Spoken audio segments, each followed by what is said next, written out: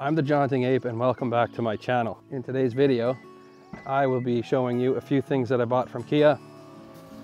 I picked up a set of side step bars, and last but not least, mud flaps. It's been an issue trying to get mud flaps for this thing.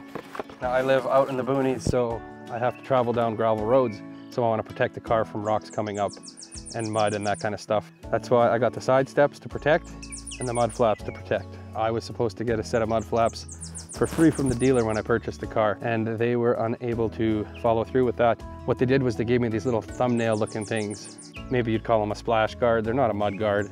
And the ones they ordered, well, they fit on the back, but they wouldn't fit in the front. So I ended up with two little splash guards in the back of the car, nothing on the front. So I ordered the rails and the splash guards through Kia. I went to the dealership where I bought the car, and I'm not very confrontational, and I've had enough of the mud flap talk. So I just paid for these and didn't bother to argue about who's paying for what. So this is what you get for a mud flap, kind of a rubber PVC type thing. Flexible, comes with some decent instructions it looks like, so I shouldn't have any troubles installing them.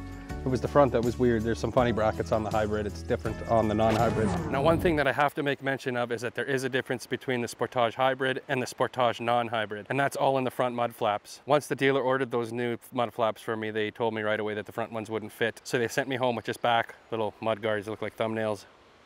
So if you're buying on Amazon, make sure it comes with the bracket for the front. Now, I wasn't sure what it all entailed to get the front mud flaps on, so I just ordered them through Kia, which turned out to be very expensive. But now that I know what I'm dealing with, I've linked some cheaper mud flaps from Amazon in the link below. They've got the proper bracket for the front, and they're gonna save you a lot of money. Now, the set of mud flaps for 4 of these suckers is $327 after taxes, which works out to about $82 per piece, which I think is a little bit crazy. Okay, so I got the stupid little nubs off of there, and I got the mud flaps on.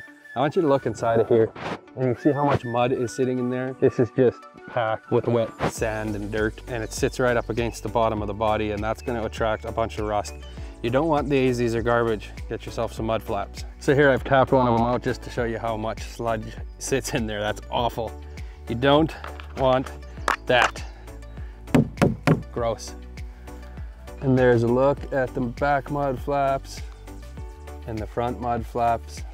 Not the easiest on the eyes, but they're practical. Now you can see here as well, this is where all that sand and dirt was sitting, and it's no good. Also note the damage starting here, just little pebbles hitting on there. So these little guys are gonna fix that. This is not dirt, this is actually where the plastic has been compromised by the little stones coming up and hitting, and it goes all the way along. That is where the mud flaps will help, as well as the side steps will protect this 100%. When you order your mud flaps, there's these little brackets. That is what the normal mud flaps don't come with, and they've got a little stud on it. So you need to get that little bracket in order to put the front flaps on, because you should be able to get something for a lot cheaper than $327. That's almost $100, which is insane. Come on, Kia, get yours together. Now, I also picked up a Tailgate Lighting Kit, and that'll be another video.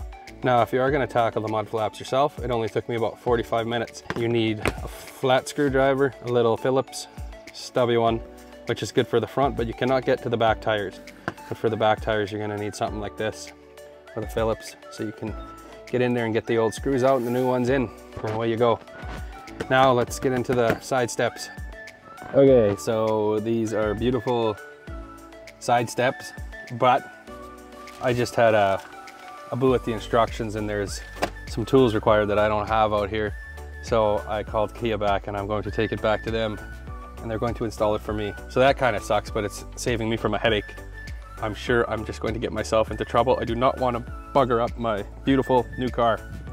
So I'll let Kia do it. So there's the finished product after Kia installed them. It was an hour and a half of shop time, and the running boards cost just around $1,000. They did give me a 10% discount, but they forgot to give it to me right when they charged me. So I had to email them, and I am going to get it back upon my next service. Now, I hope this video wasn't too painful for you. I'm the Jaunting Ape. Thanks for tuning in. The world is yours.